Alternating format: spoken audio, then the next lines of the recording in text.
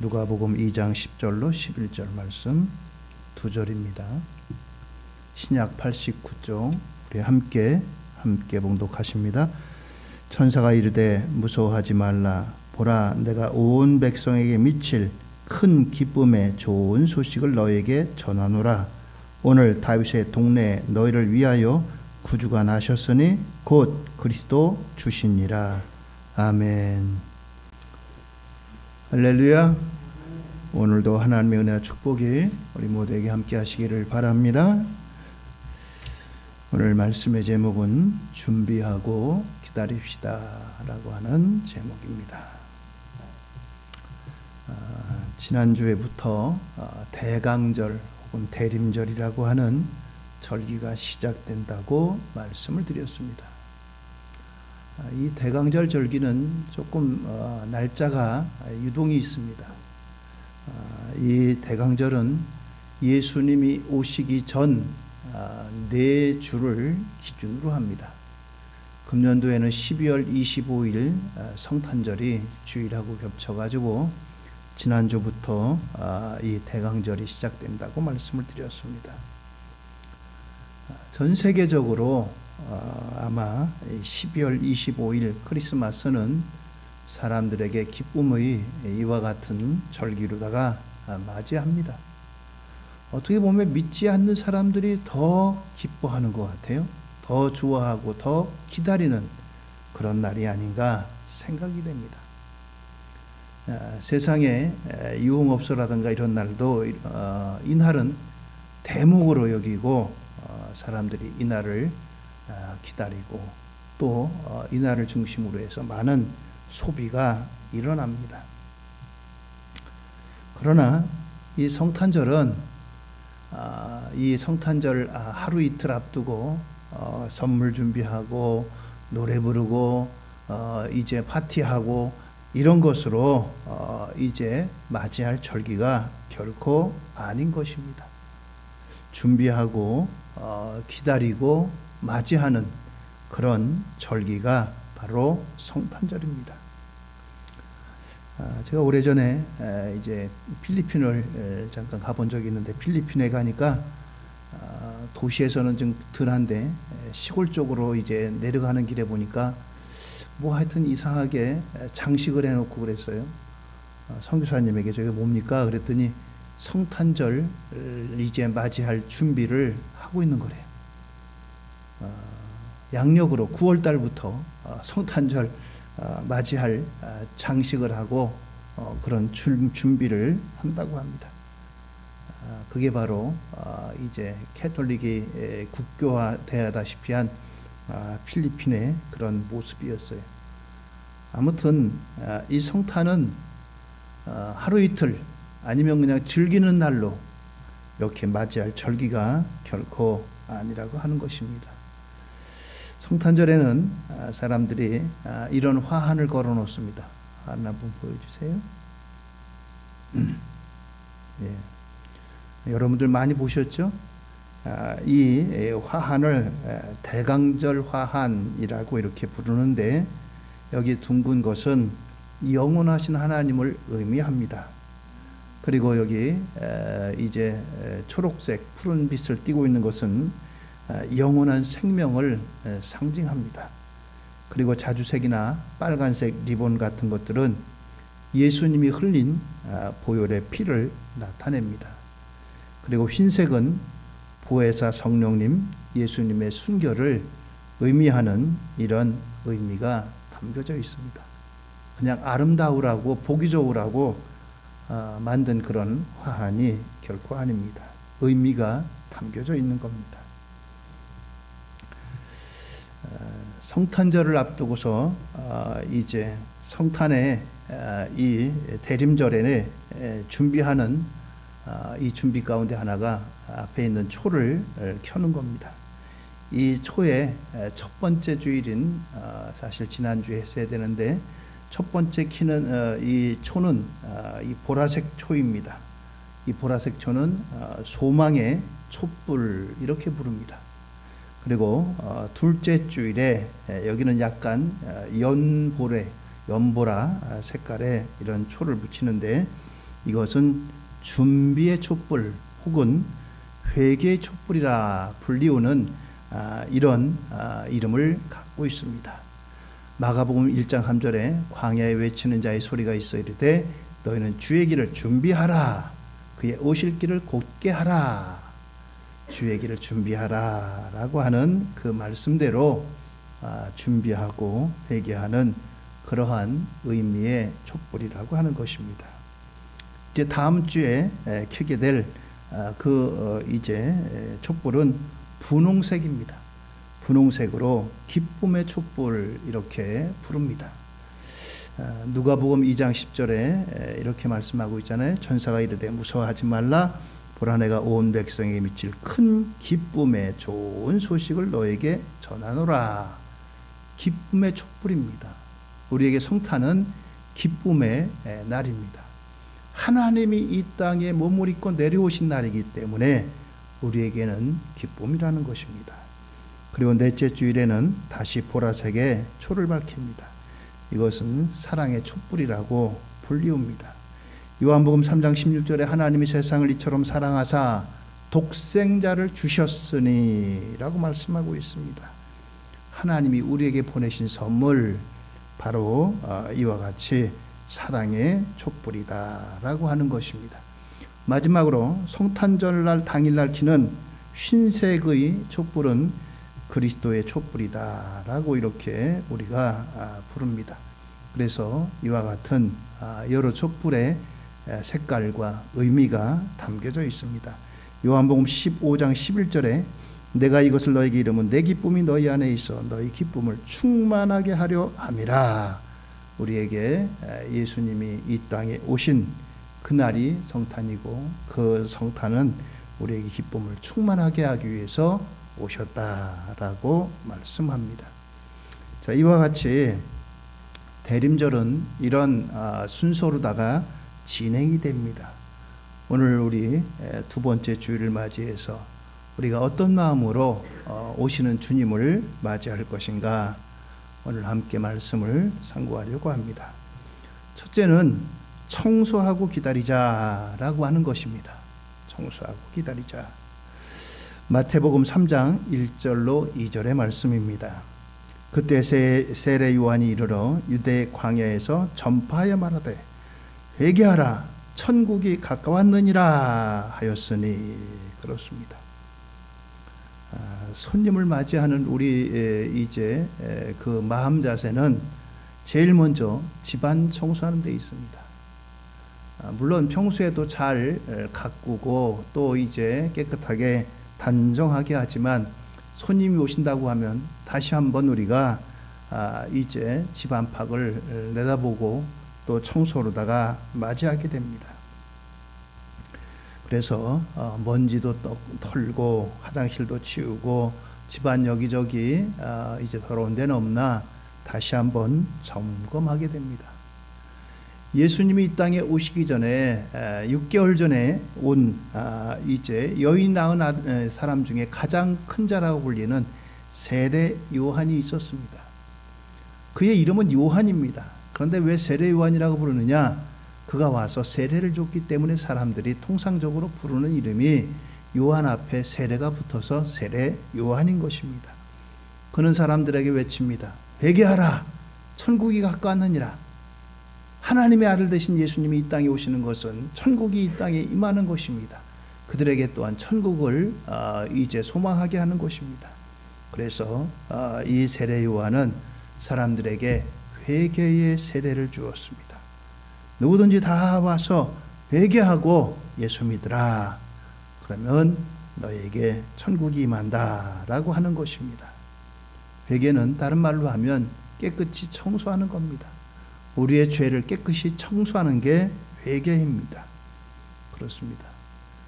천국은 죄 없는 사람이 들어가는 게 아니라 회개한 죄인이 들어가는 곳이 천국입니다. 여러분들 나는 죄 없어. 나는 죄하고 상관없는 사람이야. 그런 사람이 천국에 들어가는 것이 결코 아닙니다. 나는 죄인입니다. 하나님 나는 죄인입니다. 내 죄를 자백합니다. 내 죄를 인정합니다. 내 죄를 씻어 주옵소서. 하나님 앞에 회개하는 사람이 천국에 들어가는 것이지, 죄 없다라고 하는 사람이 결코 천국에 가는 것이 아닙니다. 오늘 이와 같이 우리에게 이 땅에 임하실 주님을 우리가 맞이할 준비를 하면서 무엇보다도 우리 안팎을 깨끗하게 하기 위해서 회개함으로 준비하고 주님을 맞이해야 된다는 것입니다. 그래서 한 주간 하나님 앞에 철저하게 회개하고, 그러면서 우리가 주님 오심을 기다리고 주님을 맞이하는 저와 여러분들 우리 모두가 되기를 예수님의 이름으로 부탁을 드립니다. 두 번째는 준비하고 기다리는 것이 우리가 가져야 할 자세입니다. 청소를 한 다음에는 일반적으로 이제 오시는 손님에게 무엇을 대접할까, 오시는 손님이 무엇을 좋아하는가, 이것을 파악하고 준비하는 자세가 있겠죠. 누가복음 12장 47절로 48절입니다. 주인의 뜻을 알고도 준비하지 아니하고 그 뜻대로 행하지 아니한 종은 많이 맞을 것이요 알지 못하고 맞을 일에 행한 종은 적게 맞으리라. 그렇습니다. 주님이 오신다는 것을 알고도 준비하지 않은 사람은 성 밖에서 매를 받는 형벌을 받는다라고 하는 겁니다. 모르고서 왔는다면 모를까, 알고서도 이제 준비하지 않으면 이런 형벌을 받는다라고 하는 거예요. 동방의 박사들이 이제 멀리서 이 주님을 찾아왔습니다. 주님을 찾아와 가지고 주님에게 세 가지 보물을 드립니다. 한번 볼까요? 세 가지 보물이 뭐냐 하면 황금과 유향과 몰약입니다. 황금은 변하지 않는 믿음을 의미합니다. 황금의 특징은 변하지 않잖아요. 그것처럼 변하지 않는 믿음, 어제 다르고 오늘 다르고 아침 다르고 저녁 때 다르고 들어갈 때 다르고 나올 때 다르는 이런 믿음이 아니라 변치 않는 믿음, 그것이 바로 황금의 의미입니다. 그리고 또한 유향입니다. 유향은 아름다운 향기가 나는 기도를 말합니다. 하나님 앞에 우리가 드릴 것 가운데 이제 하나님이 기뻐하시는 아름다운 향기와 같은 그런 기도가 있습니다. 오늘 여러분들 우리가 하나님 앞에 무엇으로 드리겠어요? 하나님 필요하시니까 돈을 드리겠어요? 하나님 맛있게 드시는 음식을 드리겠어요? 하나님 기뻐하시는 것은 우리가 드리는 향기 있는 기도를 받기를 원하신다는 겁니다. 하나님이 가장 기뻐하시는 기도는 감사함으로 드리는 기도입니다. 하나님 앞에 감사로 기도의 아름다운 향기를 올려드리는 저와 여러분들이 되기를 바랍니다. 세 번째는 몰약입니다. 몰약은 거룩한 행함입니다. 예수님이 십자가에 못 박혀 돌아가셨을 때 예수님의 시신을 모시고 아리마대 사람 요셉이 몰약을 준비해서 예수님의 안장하고 이런 일을 했습니다. 몰약은 하나님 앞에 드릴 거룩한 행실을 말합니다. 사랑의 행실, 또 거룩함의 행실, 이와 같은 것이 오늘 주님께 드릴 아름다운 보배라고 하는 것입니다. 이것은 준비하고 드려야 돼요. 준비하고 드려야 돼요. 옛날 어른들은 하나님 앞에 주일날 헌금 드릴 때도 미리 준비하고 드렸어요. 저도 직접 그렇게는 못 해봤지만 옛날 어른들의 말씀을 들으면 하나님 앞에 드릴 헌금도 새 것으로 은행 가서 바꾸든지 아니면 다리미질까지 해서 드렸대잖아요. 그 금액이 얼마가 되든지 그것이 문제가 아니라 하나님 앞에 이렇게 정성을 다해서 이렇게 드렸다고 합니다. 준비하고 드리는 이와 같은 것입니다. 이렇게 동방박사들이 3명의 사람이 황금과 유향과 몰약을 드렸습니다. 그런데 전해져 내려오는 이야기에는 원래 이 동방박사들이 3명이 아니라 4명이었다는 거예요. 이 4명의 사람이 하늘을 보면서 별을 관측하는 이런 일을 같이 하는 사람들이었는데 4명의 이 박사 가운데 한 사람이 이제 그 하늘에서 갑자기 큰 별이 나타나고 그 조짐이 보통 별이 아니어서 이제 우리가 찾아가서 저 별을 보고서 나신 분을 우리가 경배하자라고 했는데 한 사람의 박사가 이제 그 시간에 모이지를 못했습니다. 별이 낮이 아니라 밤에 보이잖아요. 이 별이 움직임을 보고 별을 따라가야 되는데, 야, 저 별이 나타나지 않고 보통 별이 아니다. 우리가 저 별을 찾아가서 경배하자. 그런데 세 사람은 준비한 예물을 가지고 이제 약속한 시간에 모였는데, 한 사람의 박사는 예물 준비하느라고 이것저것 다니고 준비하느라고 그만 늦었습니다. 결국 이 세 사람만이 길을 떠났어요. 길을 떠나가지고 이 별을 보고서 성경에 있는 대로 예루살렘에 와서 이제 이 나실 왕이 어디 있느냐 해가지고 베들레헴까지 갔잖아요. 그런데 이 한 사람의 동방 박사는 늦어가지고 한참 뒤늦게 출발을 합니다. 사람들에게 수소문하고 또 그리고 소문해서 이제 갔지만 이미 그때마다 동방 박사들은 다 이제 자리를 떠났어요. 예루살렘에 갔을 때도 예루살렘에서 이미 떠났고, 또다시 거기서 이제 베들레헴으로 갔지만 베들레헴에도 거기는 이미 없었던 것입니다. 그리고 이 예수님이 나심과 동시에 이제 2살 이하의 영아에 대한 학살이 일어나면서 예수님과 이제 마리아와 요셉이 애굽으로 피난을 갑니다. 그래서 이제 네 번째 박사는 이스라엘에서 만나지 못하고 나중에 훨씬 지나서야 이제 애굽으로 피신했다는 말을 듣고 애굽으로 가지만 또다시 애굽에서 다시 고향 땅으로 돌아왔기 때문에 애굽에서도 만나지를 못합니다. 그래서 아무튼 이 네 번째 박사는 이렇게 예수님이 이제 옮기신 그 뒤를 한참 뒤에야 따르는 이런 길을 걷게 됩니다. 결국 예수님이 이제 30세 되기 전까지 잠잠하게 계셨기 때문에 더 이상 뒤를 따를 수가 없었고, 결국 예수님이 30세부터 시작해서 3년 반 동안의 공생의 뒤에 예수님이 십자가에 못 박히신 다음에야 만났다는 겁니다. 그래서 한참 뒤에 내가 이렇게 예수님을 이렇게 늦게 만났습니다 라고 이제 그 앞에 고백했다는 겁니다. 이건 성경에 있는 얘기가 아니고 전해져 내려오는 이야기인 거예요. 준비하고 함께 참여했다면 그도 성경의 동방 박사들과 같이 황금과 유향과 어떤 예물을 준비했던지 함께 참여했을 터인데 준비하지 못해서 이렇게 한참 뒤에야 그 뒤를 이제 따르게 되었다는 겁니다. 그렇습니다. 오늘 우리가 성탄은 이제 준비하고 기다리고 맞이하는 그런 절기인 것입니다. 세 번째는 이 성탄은 기쁨으로 기다리는 겁니다. 기쁨으로 기다리는 거예요. 우리가 사랑하는 사람이 온다고 할 때 우리 마음속에 즐겁고 기쁘고 설레는 이런 마음이 있습니다. 설레는 마음을 안고 우리가 기쁨으로 기다리지요.